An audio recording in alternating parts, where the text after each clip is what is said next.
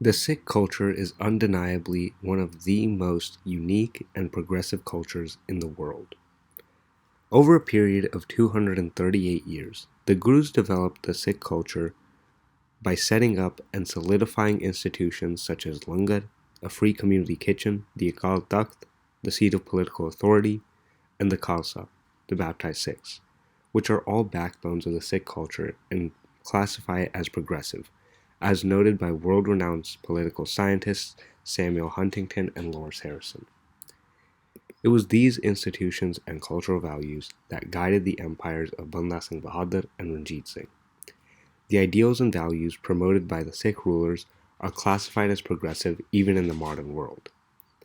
Because of its progressive values that often run contrary to majoritarian cultures, the Sikhs are always the target of tyrannical rulers or static state regimes that attempt to assimilate and annihilate the Sikh community. My book is divided into 5 sections. The first chapter begins with a brief history of the Sikh culture and its institutions.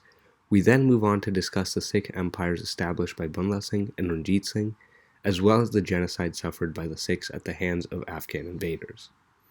The third chapter focuses on the Sikh community during Indian independence, in which many promises were made and then broken. The fourth chapter then discusses Sikhism and its relationship with the Indian state. By the 1970s, it had become clear that the Sikh community was under siege by the Indian nation-state, which is predominantly Hindu and whose culture directly runs opposite to the Sikhs. Inevitably, the long-standing cultural conflict, particularly culminating in 1984, is discussed in the 5th chapter.